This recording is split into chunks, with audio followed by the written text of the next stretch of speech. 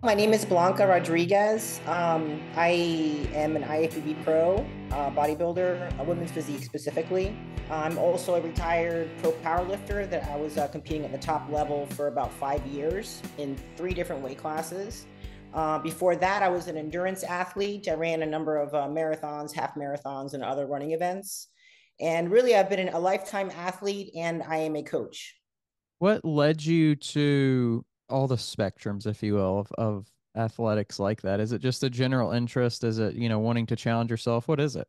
Oh yeah, I mean, ever since I was a kid, I just had a passion for sports and just fitness. I basically started playing sports as soon as I could. I had some older cousins that were into sports, so even when as soon as I could walk, I was basically running around, throwing balls, things like that. My cousins kind of taught me how to play, certain games, and then eventually I got into recreational sports. First, I started playing soccer. I also played basketball, recreation, PAL at the time up in New Jersey. And then in junior high, I was able to start playing for my school. So then I was basically involved in sports every season. So all I wanted to do was play sports. I love fitness. And I got my first gym membership my senior year of high school. So ever since then, I became a gym rat, and it was like one thing led to another, and here I am today. Was there any sport that you played growing up that you were like, man, I want to play this, I want to take this, see where I can go with it? Or was it more just like, okay, I just kind of enjoy doing these things? Or what was kind of that for you? Yeah, for me, it was basketball. I loved watching basketball. I loved playing basketball. I kept up with all the teams at the time, watching the NBA. So for me, it was basketball, which I ended up pretty much playing through middle school, on all through high school up until senior year.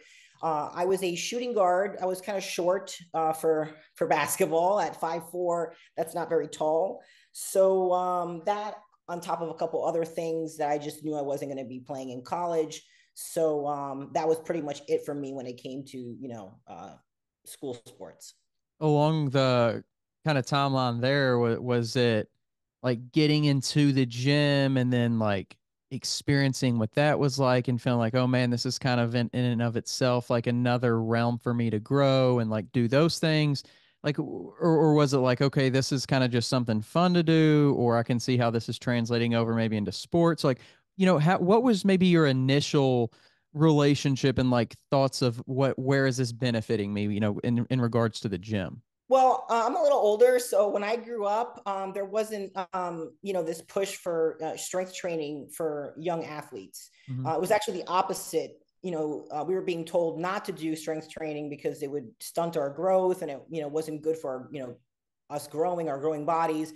So for me, I was kind of like, I always had an interest in, like bodybuilding and weightlifting and stuff like that. But, you know, uh, my senior year, when I kind of admitted to myself that, my career in sports was pretty much going to be over at that point. Then I was like, well, this is my opportunity to finally, get into weight training and get into all that. So I got my gym membership my senior year of high school. And that entire senior year, I pretty much weight trained, even though I didn't know what I was doing. But unlike a lot of other, younger people and especially young females, I wasn't really that intimidated with the gym setting and just going up to people and asking questions and getting advice from people. So my first experience in the gym was a lot of like bro knowledge that was thrown at me and stuff like that, which a lot of the stuff was good information, but then I realized a lot of it wasn't. So it's been a lot of trial and error for me growing through all this whole thing, and growing as a person, growing as an athlete, growing even as a coach. So although I have like a lot of education and stuff with regard to a lot of these things, it's really like the trial and error and the experience that I really take a lot of pride in. Is walking the walk myself. Are you a personal trainer, online fitness coach, or gym owner on the verge of burnout? Are you wanting to grow your fitness business but can't add more hours to your hectic schedule? Introducing Trainer Revenue Multiplier, the premier wealth creation system for fitness professionals that helps you earn more and work less. Visit www.trainerrevenuemultiplier.com today to schedule your free business accelerator session. If you're serious about taking your business to the next level, schedule your call today. You said it really wasn't awkward for you, but was it weird for friends or family, being a female and getting into the gym and weights and stuff like that? Did anybody question that or be like, why are you doing that? Or what are you doing that for? Like any of that going on? For me, no, not really, because I had spent all that time playing sports growing up, getting involved in all these different things that that was almost like like the next thing that I was going to do. And obviously I'd get questions from like my mom, like why are you there so long, not knowing what training really entails and stuff like that. So no, I mean, I really didn't get much resistance or questioning at the time, because it was, kind of just another thing that I was doing. And I was always so involved in different things. Because like I said, I was in, every season I was involved in a sport. For me, the physical activity growing up was like an outlet. I also was an only child growing up. So it was a way to interact with other kids and stuff like that. And to be honest with you, there were so many valuable lessons in that, beyond just the activity that I was doing, and more of like, learning how to be a team player, knowing when to lead, following in directions, sportsmanship, stuff like that. So again, like I said, it was just the next thing for me to do. And I really didn't get much, questioning or resistance. What was your kind of goal going into it? Well, for me, it was, I wanted to build muscle, and I wanted to bodybuild, basically. I was really inspired growing up. Obviously, I grew up at the time of Arnold Schwarzenegger. And I think the first time that I was ever inspired to, build muscle and be strong was Terminator 2, when that movie came out. Seeing Linda Hamilton just like with those shoulders and just repping out those pull-ups, I was like, wow, like I want to do that. I want to look like that, and I want to do that. That's awesome. So that's funny because, myself, that was a huge influence. Arnold was and still is, of course. I mean, the not just in bodybuilding, but just in general with fitness and the stuff that he does to promote it. And I think it's so cool how he is so multi-generational in that way. And getting into the gym like that and wanting to build muscle, was there any thought of it for you yet, for like, oh well, how do I need to eat, or what do I need to eat, or anything like that? Or how did that kind of start to roll down the hill, if you will? No, actually, the nutrition part didn't at all. That really didn't come to mind. I was just kind of focused on lifting weights and things like that. One thing that did inspire me was this gym had like a bunch of flyers up on the wall, the different competitions for bodybuilding. And that was one thing that I remember being like 17 and looking at them and just being like, wow, I would love to be able to do this. And, in my mind, I was like, I want to be able to do that one day. And I just knew it wasn't feasible at the time, just being young, and, I had plans to go to college and stuff like that. So I knew that I couldn't do it then, but that at some point that I wanted to do it, and I wanted to be muscular and athletic and continue being athletic. So that was an inspiration for me, even at a young age.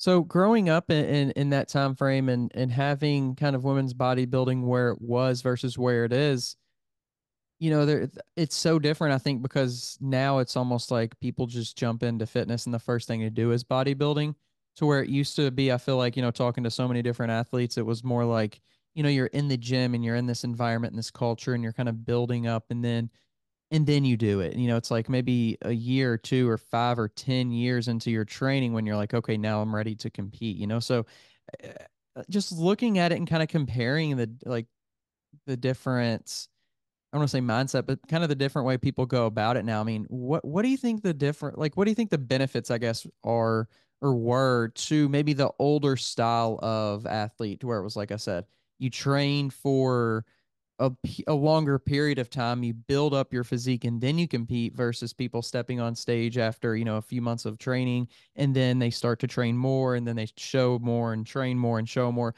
What are maybe some benefits to the older style, do you feel like? I think you definitely learn to be patient with that older style, because it's, I feel like we live in this culture now with even the bodybuilding, as people think, oh, I'm going to, build all this muscle in like a few months and get on stage and, win a pro card. It's everything is, there's just like this urgency now. And, and even with social media, it makes things look so easy. Whereas before, I just feel like, people are a little more patient with the process and kind of seeing it as a long game, versus something that you're just going to just jump into and just do. Even as a pro now, it's something that, every prep is a journey. Every prep, it's like, I'm not the same person at the end of prep as when I first started. You end up having to deal with a bunch of different things that come up, and it's going to be challenging. It's going to be, you're essentially doing something that's very extreme. I think just being open-minded that, it's a process, it's a journey, and I think where a lot of people go wrong now is, they'll pick a show to do, and again, you don't know how your body's going to cooperate. You don't know if you're going to be ready for that show or if not. Whereas I think it's better to get started with the process, see how your body's reacting, see how things go, see how life is going, and then, then jump into the show when you're ready. So how did you go from going to the gym, kind of training a little bit, seeing that bodybuilding flyer and getting inspired by that, to then doing ultra event, or endurance events and powerlifting? Where did those two kind of jump in? Okay, well, I basically was at that gym my last year of high school, and then I went off to college. So I was in Jersey at the time, and I moved down here to Tampa to go to school. So I was kind of like in a fitness hiatus at the time because I was just focusing on school and working and stuff like that. That was actually the first time in my life that I had taken a break from, like competing, training, things like that. After I graduated, I started working as a paralegal, actually, which I worked in the legal industry all through my 20s. I started working like the typical 9 to 5, and I was getting the urge to get back in the gym. So I started kind of getting back into the gym, but it was very kind of casual. I was kind of like a weekend warrior, where I'd, work out during the week. At the time, I didn't have a lot of knowledge yet of like, what a good program looks like, nutrition aspect of it, really didn't know much of it. So I wasn't getting to where I wanted, to be physically. So then there was a kind of like a running group that I knew, and I joined the running group. So I started running, and then really found like a lot of peace in the running, like just running. It was very meditative for me. So, I got kind of caught up with that for a few years. But again, still not getting the physique that I wanted, even though I was still doing my workouts in the gym, outside of the running. I wanted to bodybuild. I just did not have the muscle for it. So, I was kind of getting the itch to get out of the legal field because I did it for like 8 years. And towards the end, it was like I was sitting at my desk dreaming about being in the gym and being active and being, I wanted to get into personal training.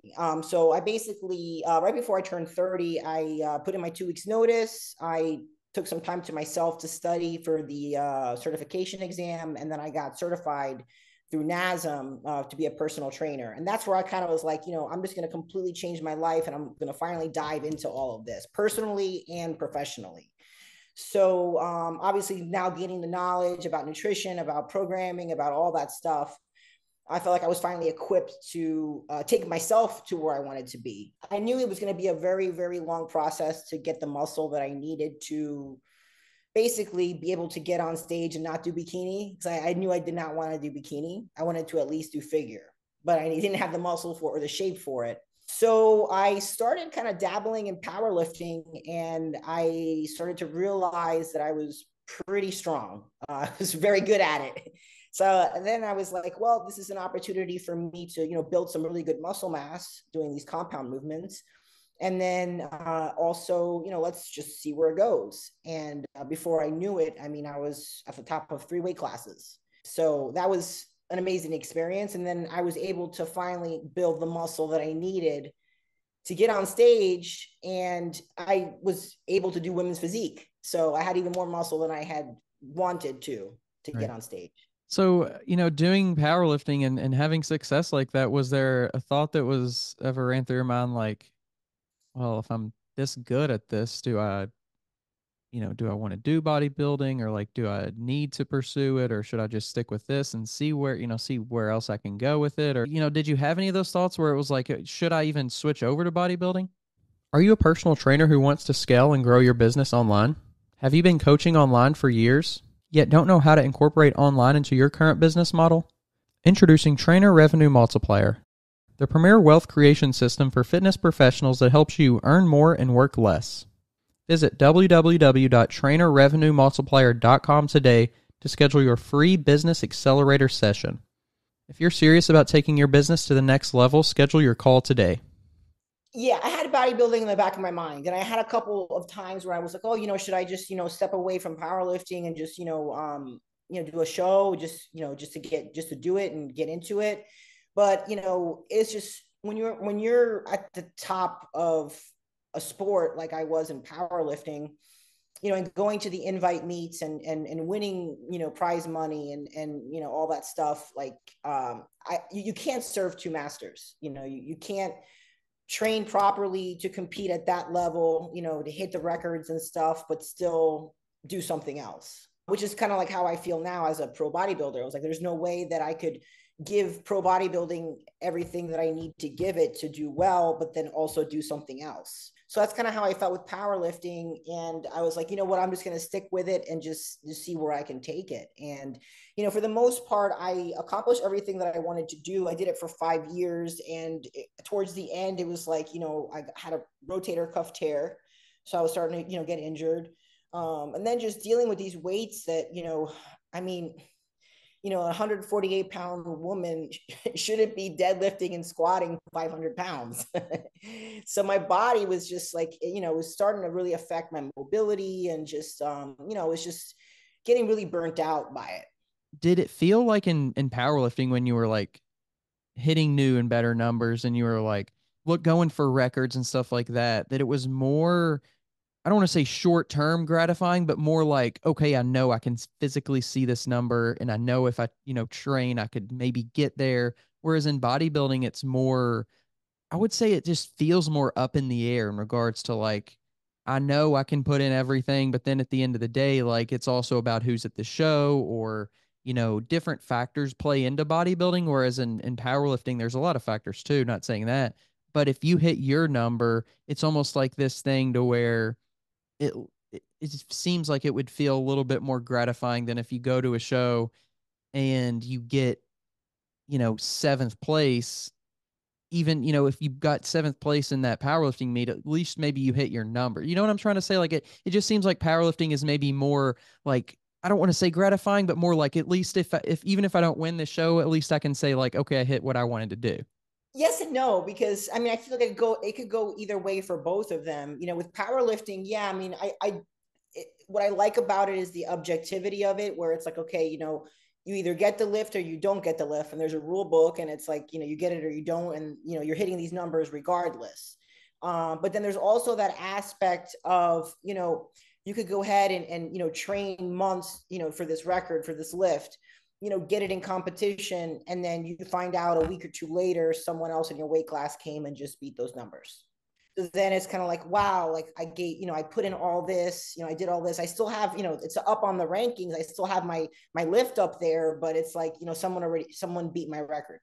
And I think that was always that thing of like, if there wasn't somebody at the meet that you were competing against in the weight class for a record or for whatever, a lift, at some point, soon you were, it was going to get beat by somebody. Where I feel like, I don't know, it's a little different with bodybuilding, where, you get on the stage and, you can be happy with what you do. No one can take that away from you. It's not like it doesn't come down to the actual number, but then it also opens up this subjectivity on the stage where, judges might not like your package, and another show they might like it. So it's I don't know, there's pros and cons of both, and I think both can kind of go either way. Yeah. Do you feel like in bodybuilding, there's almost more of like this feeling that you're set in stone is like, okay, you won this show this year, and that's kind of like a big achievement, or maybe like you're Mr. Olympia or Mrs. Olympia for, uh, you know, 2023, and that's you forever.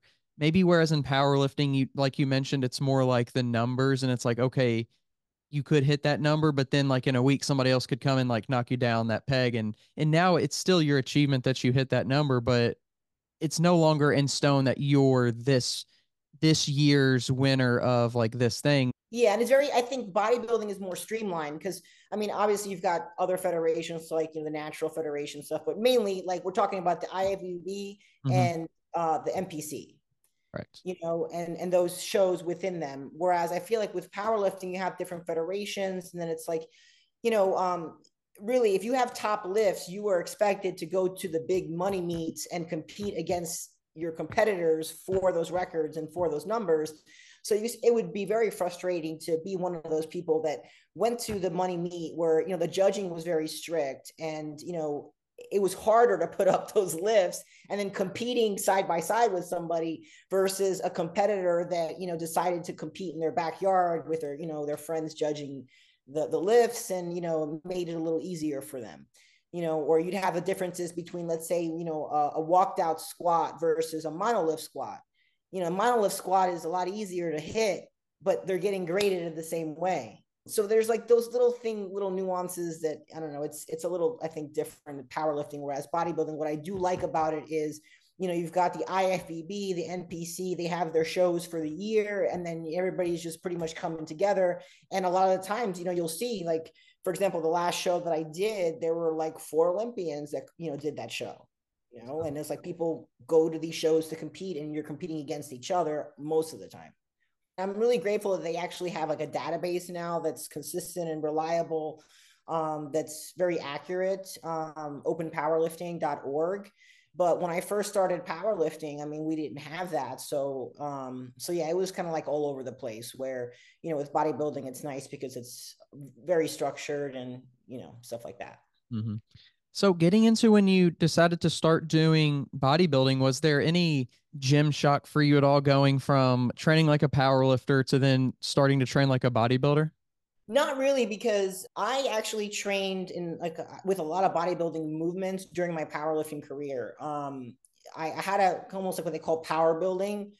For the most part, that's kind of how I always trained. And with the carb cycling that I did at the time as well for my weight cuts, I didn't look like a power lifter. It was funny because people would joke around at the meet and call me the bodybuilder, because I would be in, on competition day, like with like a 6-pack abs, powerlifting. So for me, like the nutrition and the most of the training was a lot of bodybuilding.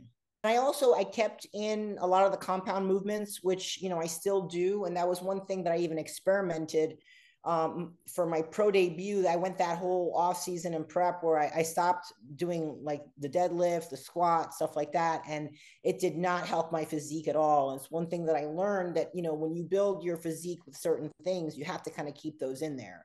That's one thing that I make sure now. Obviously, programming these lifts, I have to be very careful. So, because, you get a lot of inflammation from these lifts. I've kind of figured that out, but it's still kind of like a hybrid of both. What were some of the differences to you? I mean, obviously there's the differences of these are two different things, but like, what were the differences from your mindset going in, if there was any, from, okay, I'm competing at a powerlifting meet, maybe is a little bit different than how I mentally prepare for a bodybuilding show? Yeah, I mean, I gave myself some time to transition. Let's say I think I gave myself about a year before I actually competed, from the time that I walked away from powerlifting. So it was kind of like a total mind and body transformation. I was kind of just ready to move on at that point. So there were a lot more boxes to check off with bodybuilding, because, I could kind of slip up with my diet if I wanted to in powerlifting, and it wasn't a big deal. If I even overtrained, it wasn't a big deal, with the inflammation and stuff. Whereas now with bodybuilding, when I switched over, I was like, okay, the diet is a priority now. So that's going to take a priority over, these lifts that I want to hit in the gym. And it was tough for me to kind of like move away from the weight on the bar. That was another thing too, where I was just, you become this like top power lifter, and then your strength becomes your identity.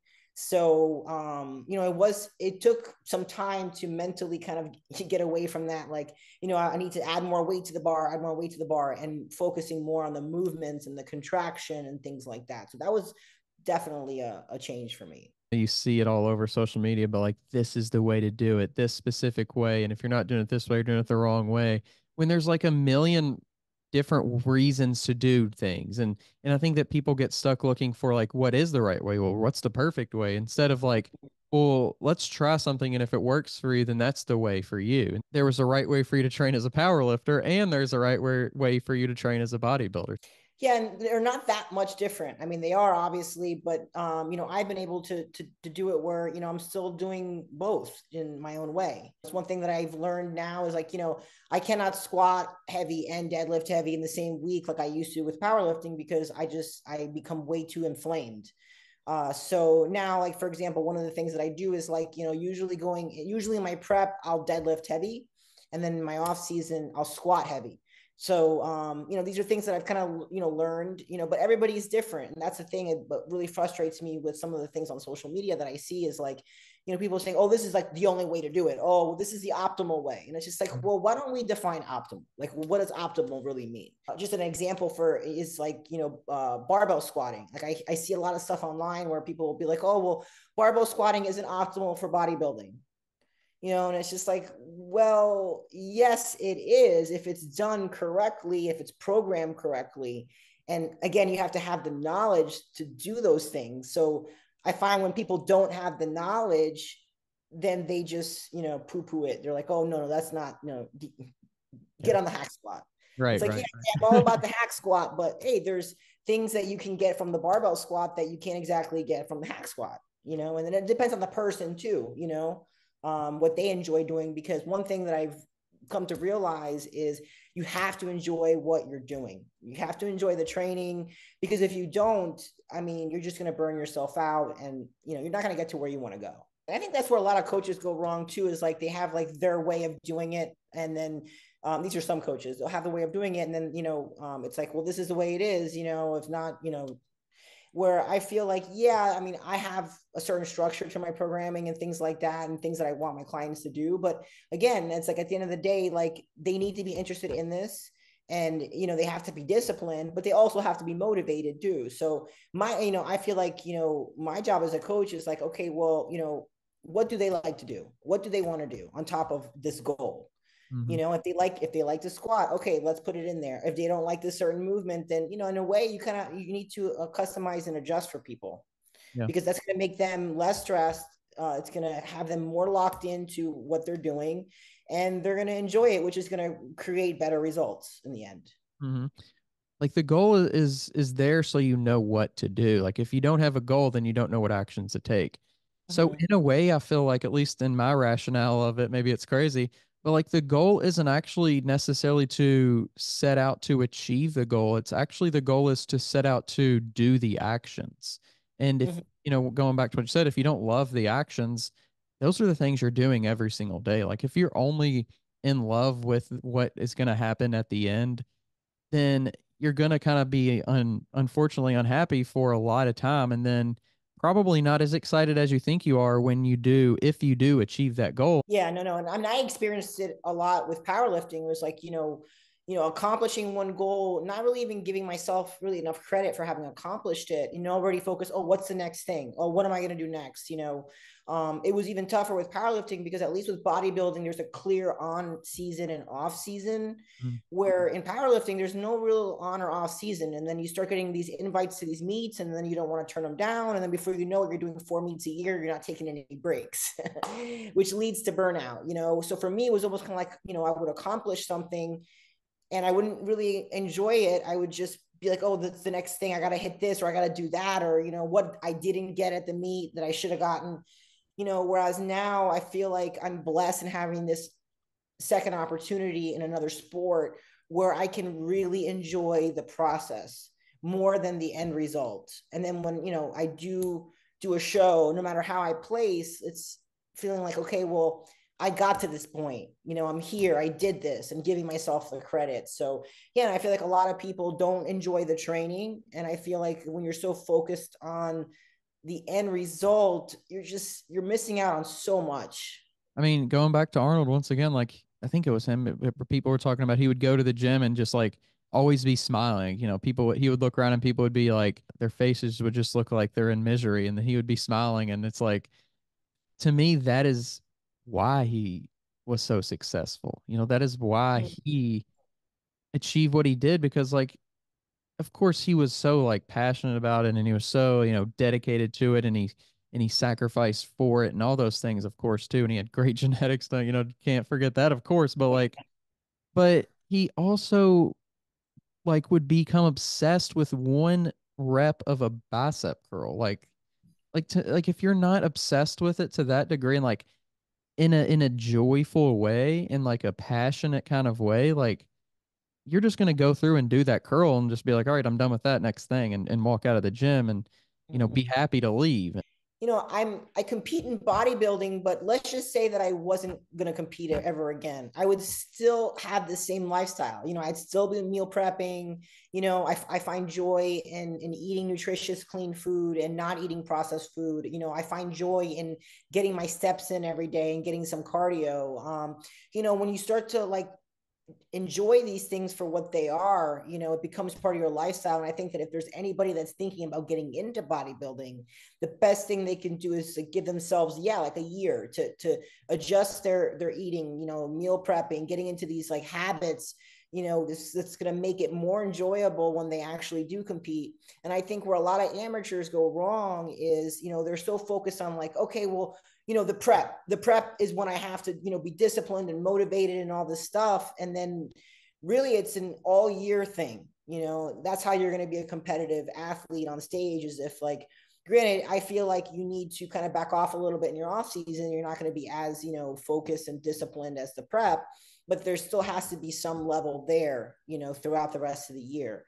So, and again, it's just these little boxes that you're checking off is just making it part of your lifestyle, and being grateful and having gratitude, like being able to prepare your own food, and you're able to eat 5 meals a day, and you're able to go on a walk, your body's functioning, those little things versus just being focused on like, being on stage, when I was on my fitness hiatus, and even when I was working as a paralegal, I was extremely stressed. I was doing way too much drinking. I had a very bad drinking problem. And when I decided to, start, competing and things like that, I wanted to, lose some weight, and, the drinking took a back seat, and before I knew it, I was basically sober, and to this day, I do not enjoy drinking. I don't drink. And it's now part of my lifestyle to not drink.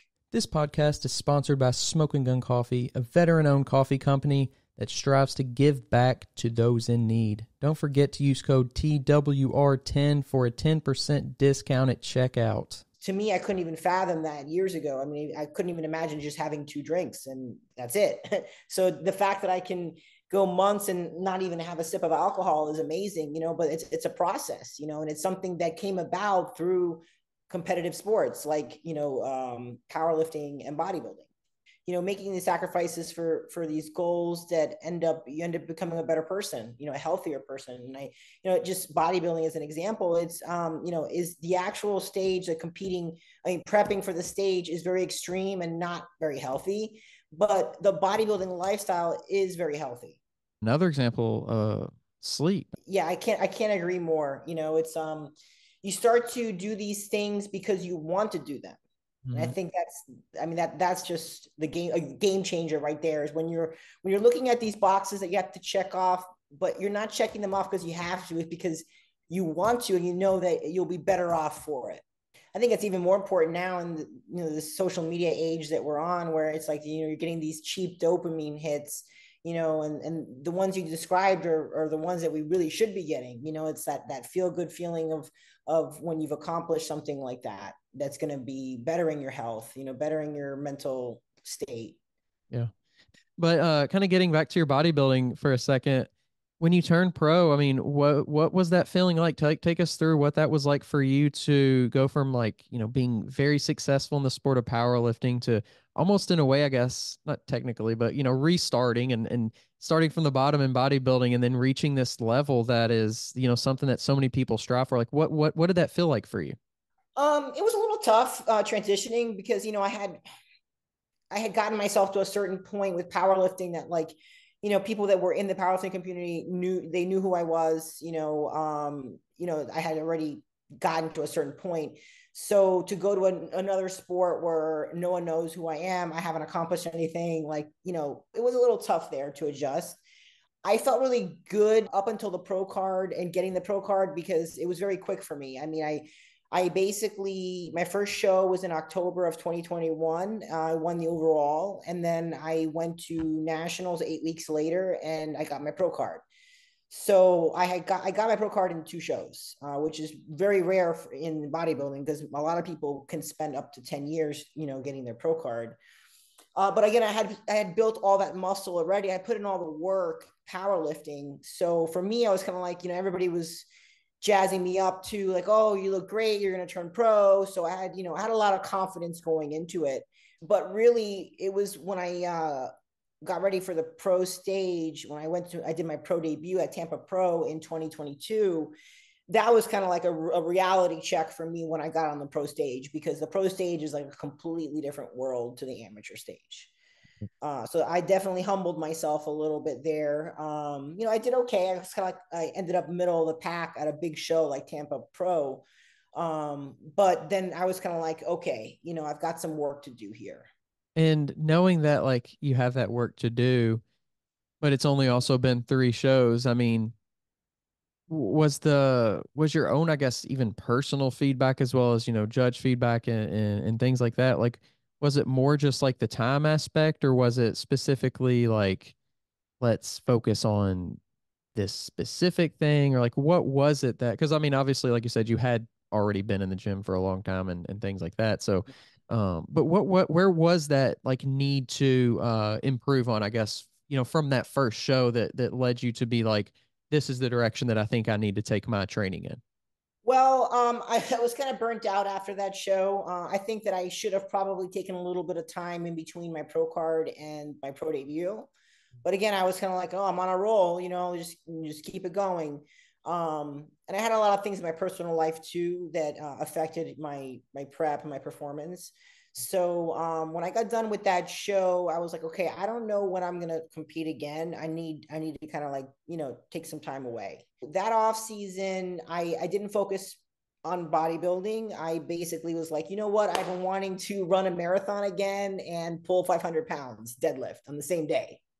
That was a little like challenge that I had in my head even since powerlifting, that really no women had accomplished. It was like a few men that had done it, and I think primarily CrossFitters that had pulled a max deadlift and ran a full marathon in the same day. And again, that was something that was in my head that I never really had time for, because I never wanted to really step away from powerlifting, and then I got into bodybuilding. So I chose that off season as an opportunity to just just clear my head, do something different, and kind of reset. So I did bodybuilding training during that time. I just programmed it where it wasn't the focus, and it kind of aided in the two things that I was doing, which was running and the deadlift. So once I did that, then I was like, okay, I think I might, get back into bodybuilding again. So I got my pro card in women's physique, and I actually I wasn't planning on competing this past year in 2023, but I actually was like, well, let me try giving figure a chance, the figure division. So I did a figure show this summer. And then I went back to women's physique because I realized that figure wasn't for me. So I did a women's physique show in, what was it, November? Yeah. What was that journey experience like for you, doing the training and getting back into running and maybe the heavier lifting side of things? It was great. It was nice being able to coach myself through all that. So not only doing it, as like a competitor, actually like an athlete doing that, but also as a coach and being able to program something like that. Because, a lot of people have the belief that you can't do endurance and max effort, at the same time. So that was kind of like a challenge for me, and it was just exciting. The running, I was very happy with the running I did, but it had been like a decade since I had run a marathon, and 30 pounds, a lot of it being muscle. So I was a lot slower this time around.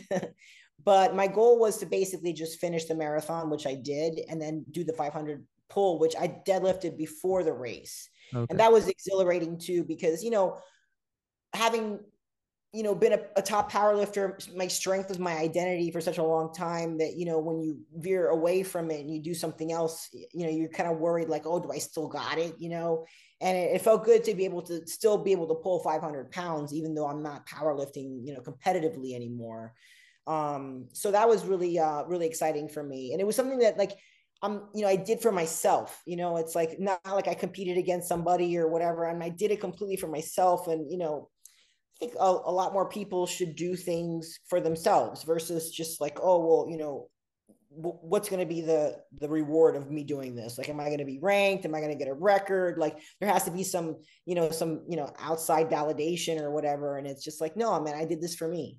And I really like wanted to motivate and inspire people to do the same, because you have a lot of people that are locked into just being a bodybuilder or just locked into their own division, and then, even when I tried figure, like I know there's so many people out there that would love to like just try doing another division just to see what happens, but they just can't bring themselves to do it because they're so locked into that identity that they have, so me just running the marathon and stuff, like I was telling people about it and they were like, oh man, like almost like insinuating like they couldn't run a marathon.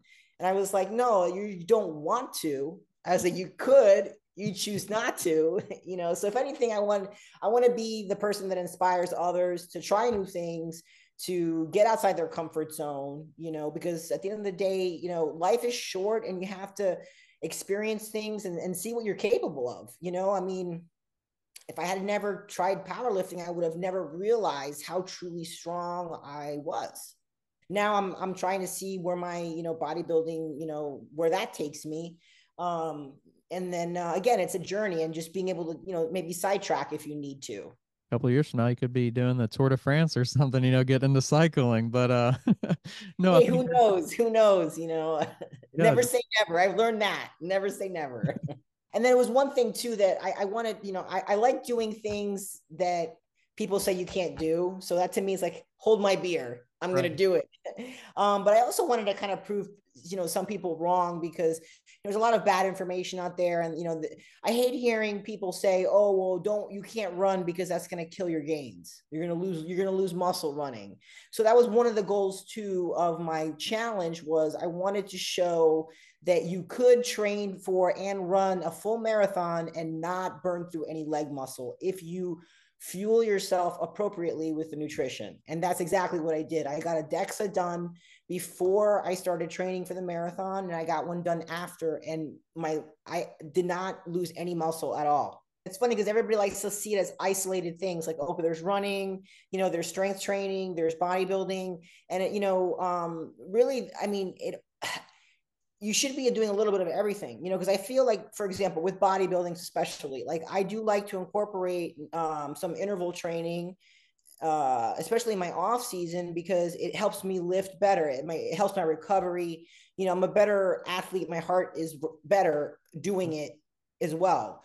So, as a power lifter, I felt like I needed to have some of that interval training as well as some bodybuilding to keep me healthy. And I feel like to be a really good bodybuilder, to have that muscle density and everything, you need to be lifting heavy. So you need to incorporate some heavy compound movements. So it's funny because they're all isolated in a way, but they're all kind of connected if you really want to be, well-rounded. Something that I see prevalent in like the running and the endurance community is you do have a lot of people that aren't getting in that functional weight training, so I mean, they have terrible posture, like their running isn't very efficient, things like that. They're not as healthy, they'll get injured. So yeah, and even in running, you need to have some weight training as well. So yeah, it's all connected. That's definitely one of my favorite parts about fitness, is just seeing not only myself, but it's cool to see what other people will, like, okay, wow, this person's 300 pounds of muscle, or this person ran a marathon in, 18 minutes, or what, not literally, but, like crazy fast people, or Usain Bolts out there, or the person that can lift 1,000 pounds, over their head, just like crazy things that people are capable of. And, that's, I think, what drew me to it. But, I really appreciate you coming on. It was great getting to chat with you and, kind of learn a little bit about your journey. Yeah, thanks for having me on. And it's like I always like to talk about the things that I've been doing, and again, just to get the information out there to inspire others of the journey and everything. So yeah, no, thanks for having me on. I really appreciate it. Yeah, absolutely. And if you want to, before we head out, if you want to share your socials or anything like that, you can. Okay, yeah, you can find me on Instagram. I'm Cuban_muscle_Barbie. That's pretty much my main account. I am on TikTok as well and YouTube. If you're tired of searching for a coach or trainer, somebody who knows what they're talking about and has experience, make sure you go check out the new Coach's Corner on weightroompodcast.com. You can find quality, qualified coaches to help you achieve your goals, whether that's in bodybuilding or just general fitness. Stop wasting time and start achieving your goals today. The link to the Coach's Corner is down in the description below.